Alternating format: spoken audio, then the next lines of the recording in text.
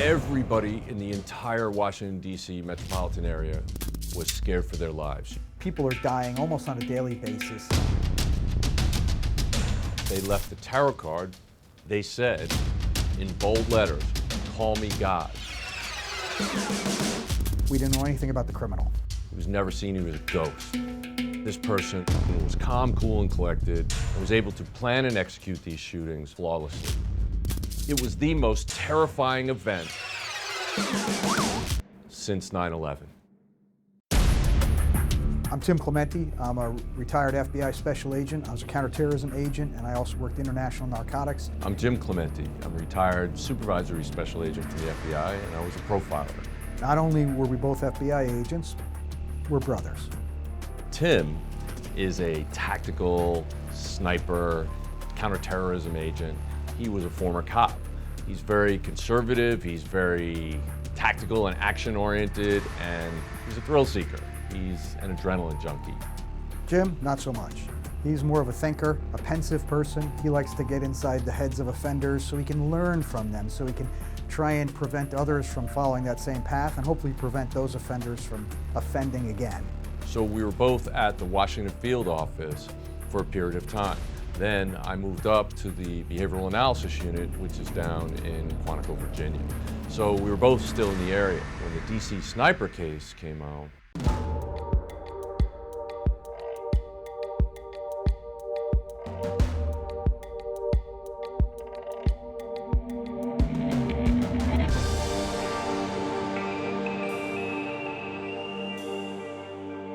this is where the serial sniper took his deadly shot on Monday night.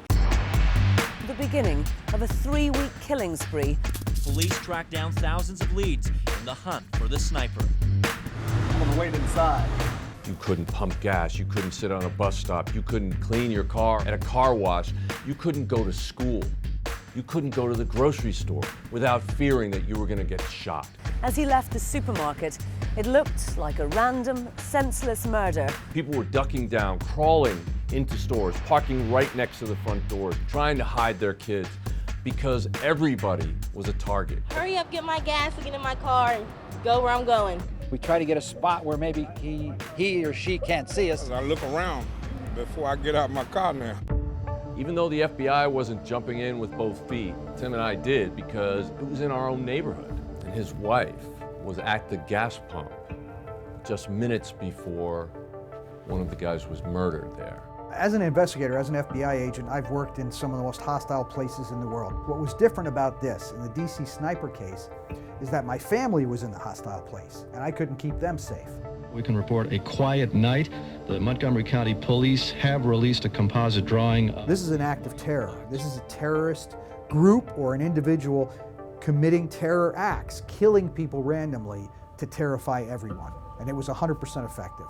This person, whoever was killing these people, was methodical and never made a mistake across 6 homicides in 27 hours. That was a red flag to us. It really stood out. Something was different here. We didn't know what it was yet.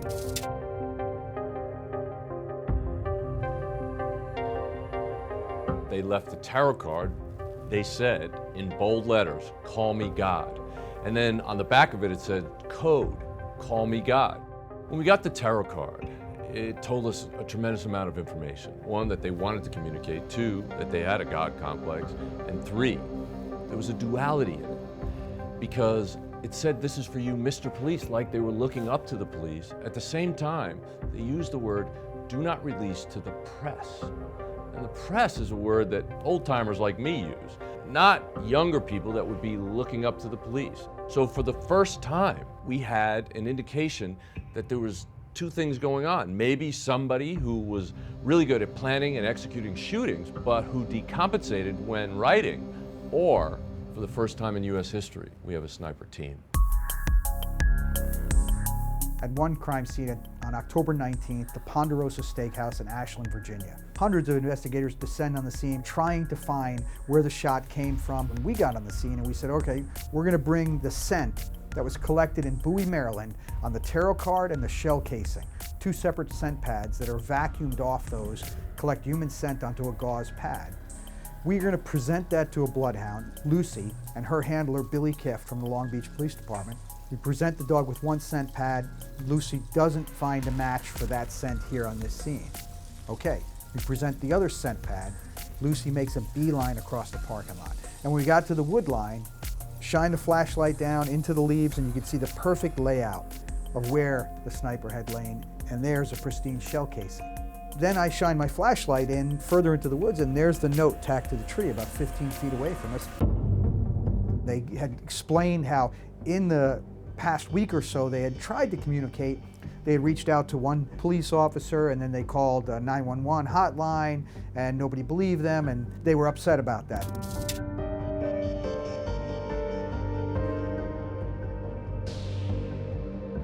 Turned out there was a priest in Ashland, Virginia that had been contacted by one of the snipers, and in it he talked about another shooting in Montgomery. The immediate assumption first was Montgomery County, Maryland. It turns out there had been a shooting in Montgomery, Alabama. There was a piece of physical evidence found at the crime scene that was a magazine that a thumbprint was found on. We get the fingerprint processed, comes back to an immigrant, a young immigrant boy by the name of Lee Boyd Malvo that had come from the Caribbean into the United States. Now we're looking at him, and now we find out he was in the Pacific Northwest. He had been befriended by a guy named John Muhammad. So now we have Lee Boyd Malvo's fingerprint, we have his identification, we identify John Muhammad, we identify that they're in a blue Caprice that they had purchased on September 11th of that year. They bought the vehicle at this dealership, Sure Shot, in Trenton, New Jersey. This salesman remembers Muhammad. I kind of got a weird gut feeling that I should just, this guy doesn't want me to ask him any questions, so it's none of my business. He's just here to buy the car. I'm just gonna, sell him the car. That description goes out, pictures of both men, and an individual that was at a truck stop in Virginia sees the blue Caprice, checks the license plate, it matches. He sees the two guys sleeping inside the car, so he notifies 911 right away. Police respond. They talk to a local trucker who's at the truck stop. They convince him, he agrees to park his truck at the exit to the truck stop so that these guys wake up before the responding tactical units can get there.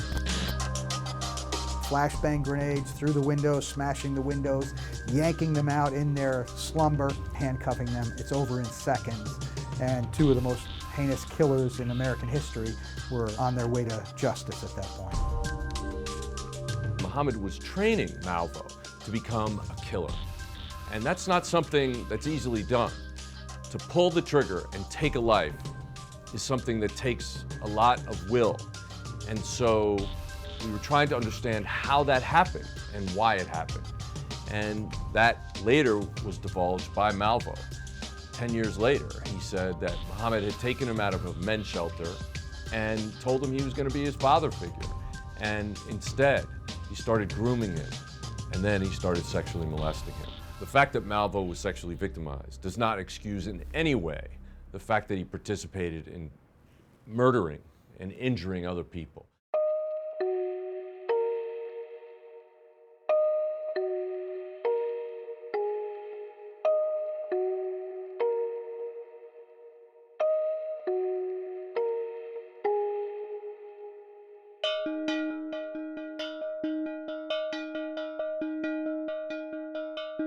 We want to let the victims tell their stories, the family members of victims tell their stories, and the investigators tell their stories, because all of that is informing the public. We're teamed up with Audible on this Audible original, Call Me God, because we want to give the victims and their families an opportunity to tell the world in their own words what they went through and how it affected them, because we want to educate the general public to help keep them safe.